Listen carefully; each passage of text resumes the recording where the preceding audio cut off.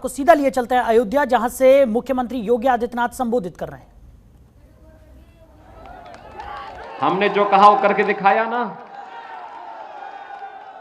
याद करिए 5 साल पहले भी मैं आया था ना, तब भी मैंने कहा था ना कि रामलला हम आएंगे, मंदिर वहीं बनाएंगे। पूरा हुआ है ना। आज अयोध्या में भगवान राम के भव्य मंदिर के निर्माण का कार्य प्रारंभ हो गया कि नहीं हुआ है? क्या यह काम समाजवादी पार्टी करा सकती थी? क्या यह काम बहुजन समाजवादी पार्टी करा सकती थी? क्या यह काम कांग्रेस करा पाती थी? भाइयों बहनों, कांग्रेस ने अयोध्या में राम जन्मभूमि पर ताला लगा दिया था। समाजवादी पार्टी की सरकार के समय राम भक्तों पर गोलियां चली थी और सैकड़ों राम भक्त मारे गए थे। और बहुजन समाजवादी पार्टी क्या बोलती थी अयोध्या के बारे में, ये किसी से नहीं छुपा हुआ है। भाइयों बहनों, मैं तो केवल आपसे कहने के लिए आया हूं कि पूरी दुनिया आज अयोध्या की ओर देख रही है। पूरी अयोध्या यानी पूरी दुनिया अयोध्या की तरफ देख रही है।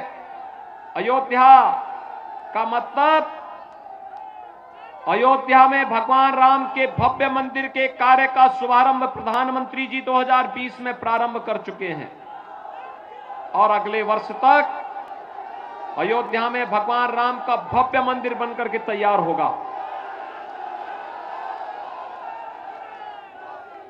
आज दुनिया आपको इस भाव के साथ देख रही है कि जब अयोध्या को दुनिया की सुंदरतम नगरी के रूप में स्थापित करना है तो उत्तर प्रदेश में भारतीय जनता पार्टी की ही डबल इंजन की सरकार रहनी चाहिए, और इसी के लिए आह्वान करने के लिए मैं आया हूं। आप भी यही चाहते हैं ना? अच्छा, मुझे एक बात बताओ, 2017 के पहले बिजली मिलती थी? आज तो मिलती होगी ना। देखो, 2017 के पहले बिजली की भी उत्तर प्रदेश में जाति और मजहब हुआ करता था। ईद और मुहर्रम होता था तो बिजली आती थी, होली और दीपावली में बिजली गायब रहती थी। ये सच है ना? आज तो बिजली 24 घंटे है। और भाइयों बहनों, अयोध्या का दीपोत्सव भी सबकी समझ में आ रहा है ना, कैसे दीपावली होता है। गरीब के घर में मिट्टी के दीपक बनते हैं और उसको जब खरीद करके दीपक जलाया जाता है तो पूरी दुनिया जगमगाती है अयोध्या के साथ में। गरीब का घर भी संपन्न होता है और अयोध्या की दीपावली देश और दुनिया के लिए सस्ती भी दिखाई देती है। यह है हमारी अयोध्या, यह है अयोध्या। और अयोध्या को उसके गौरव के साथ जोड़ने के लिए आज मैं आपके पास आया हूं। यही तो है, हमने बिजली देने में भेदभाव नहीं किया। मुझे एक बात बताओ, कोरोना महामारी है ना, कोरोना महामारी के दौरान आपने देखा होगा फ्री में टेस्ट, फ्री में उपचार, फ्री में कितने लोगों ने सही है, वैक्सीन का पैसा तो नहीं लगा। और भाइयों बहनों, ये वैक्सीन का प्रभाव भी है कि वैक्सीन जिन लोगों ने ली दूर दूर तक नहीं आया वहां। मुझे बात बताओ कि वैक्सीन भी आपको दी गई फ्री में, टेस्ट भी फ्री में, उपचार भी फ्री में, और डबल इंजन की सरकार है। डबल डोज राशन का मिला कि नहीं मिला? राशन मिल रहा है ना? क्या समाजवादी पार्टी की सरकार में भी ऐसे ही राशन मिलता था? बहुजन समाजवादी पार्टी की सरकार के समय, कांग्रेस के समय, भाइयों बहनों, जब ये लोग आपके सुख दुख में सहभागी नहीं हो सकते तो इनको सिर में ढोने की आवश्यकता क्या है? इनको विसर्जन कर देने की आवश्यकता है। सहमत हैं? मुझे एक बात बताइए, कोरोना कालखंड में प्रधानमंत्री मोदी जी पूरे देश के अंदर जा रहे थे, मैं पूरे प्रदेश के अंदर घूम रहा था, हमारे सांसद, विधायक, पदाधिकारी जनता जनार्दन की सेवा में लगे थे। क्या सपा, बसपा, कांग्रेस के लोग भी क्या आपका हालचाल लेने के लिए आ रहे थे? किसी का आता पता था? भाइयों बहनों, वैक्सीन के बारे में भी इन्होंने दुष्प्रचार किया था ना, कहा था ना कि ये मोदी वैक्सीन है, कहा था ना ये बीजेपी वैक्सीन है। मैं आपसे जानना चाहता हूं, अगर मोदी वैक्सीन और बीजेपी वैक्सीन से हमारी जान बचती है तो हमें इस वैक्सीन को लेकर के इसी का साथ भी देना चाहिए। सभी लोग सहमत हैं?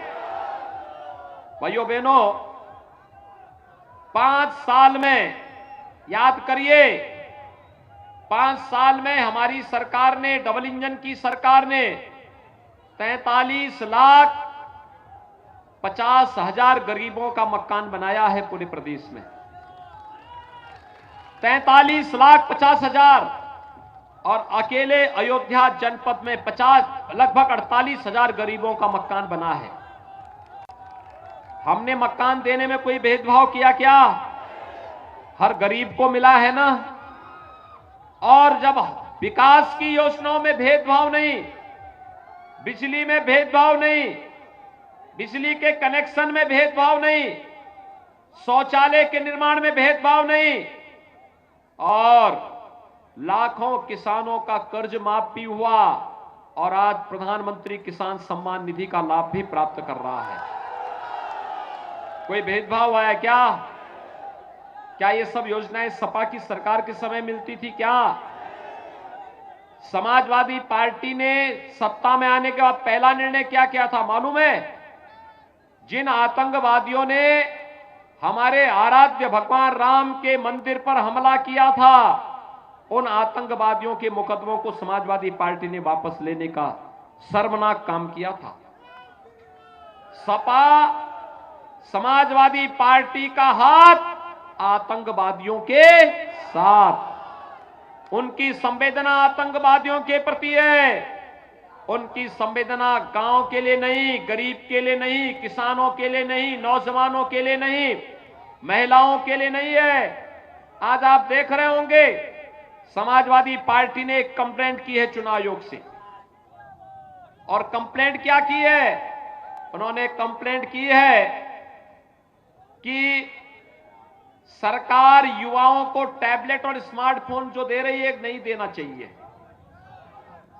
हमने तय किया है, अभी तो 1 करोड़ नौजवानों को टैबलेट और स्मार्टफोन दे रहे हैं, 10 मार्च के बाद आने दीजिए, सरकार 2 करोड़ नौजवानों को टैबलेट और स्मार्टफोन देंगे। 2 करोड़। और स्मार्टफोन और टैबलेट का खर्चा, यानी जो लोग उसका उपयोग करेंगे ऑनलाइन एजुकेशन के लिए, ऑनलाइन कंपटीशन के लिए, ऑनलाइन एग्जामिनेशन के लिए, उस खर्चे को ले, उस प्रकार का खर्चा भी मां बाप के ऊपर नहीं आने देंगे, यह खर्चा भी सरकार उठाएगी। भाइयों बहनों, समाजवादी पार्टी को इसी पे आपत्ति है। वह नहीं चाहती है कि प्रदेश का विकास हो। हमारी सरकार के समय तो सब नर करहि परस्पर प्रीति, चलई स्वधर्म निरत श्रुत नीति। राम राज्य की स्थापना के लिए भारतीय जनता पार्टी की डबल इंजन की सरकार काम कर रही है। लेकिन भाइयों बहनों, समाजवादी पार्टी की सरकार जब थी तब उसकी संवेदना आतंकवादियों के प्रति थी।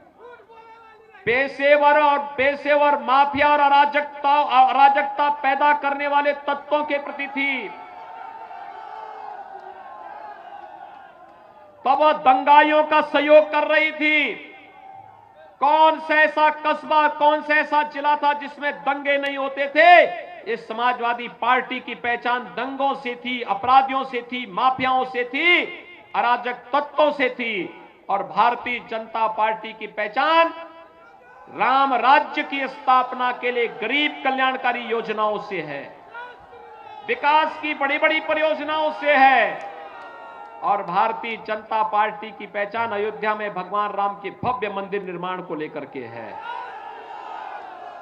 एक हाथ में विकास की छड़ी और दूसरे हाथ में बुलडोजर का स्टीयरिंग, दोनों एक साथ चलते हैं और इसी में समाजवादी पार्टी को परेशानी है, विपक्ष को तो इसी बात की परेशानी है। और इसलिए भाइयों बहनों, मैं आज आया हूं यहां पर बाबा गोरखनाथ के पक्ष में, समर्थन में आपसे अपील करने के लिए। देखिए, जब अयोध्या की 5 सीटें जीतेंगी तो भाइयों बहनों, ये 5 सीटें जीतेंगे तो उत्तर प्रदेश में 325 सीटों का समर्थन भारतीय जनता पार्टी को प्राप्त होगा। 325 सीट का मतलब एक मजबूत और दमदार सरकार होगी, दमदार सरकार। आप दमदार और मजबूत सरकार चाहते हैं ना, कि समाजवादी पार्टी की दुमदार और मजबूर सरकार? दुमदार और मजबूर नहीं, दमदार और मजबूत सरकार ये कौन देगा? भारतीय जनता पार्टी। कौन देगा? आप सभी सहमत हैं? देखो, मैं अयोध्या की शुरुआत बाबा गोरखनाथ के चुनाव क्षेत्र से कर रहा हूं, क्योंकि बाबा गोरखनाथ की कृपा से ये पैदा हुए थे और इसीलिए मैं यहीं से प्रचार भी कर रहा हूं। जिता करके भेजेंगे सभी लोग, लेकिन जीतने की पहली शर्त है, चुनाव के दिन 27 तारीख को चुनाव होना है ना। 27 तारीख को पहला काम क्या? मतदान। पहला काम सभी लोग करेंगे, इधर भी उधर भी, पीछे भी बहुत बड़ी संख्या में लोग हैं। सभी लोग मेरे साथ बोलेंगे, सभी लोग सहमत हैं? बाबा गोरखनाथ भारी वोटों से जीतेंगे। आज से घर घर जाकर के वोट मांगेंगे कमल निशान पर सभी लोग। तो मेरे साथ बोलेंगे, भारत माता की, भारत माता की, भारत माता की।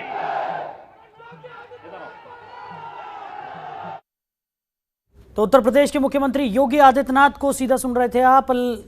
अयोध्या में जनसभा को वो संबोधित कर रहे थे, वहां से हुंकार भरते हुए वो नजर आए। साथ ही साथ लोगों से उन्होंने भारतीय जनता पार्टी को जिताने की अपील भी की। खबरों के निष्पक्ष विश्लेषण के लिए सब्सक्राइब करें Jantantra TV and press the bell icon. Never miss any update.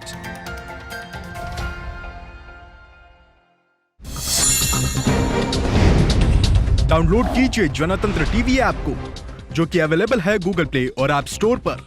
अधिक जानकारी के लिए अभी डाउनलोड करें।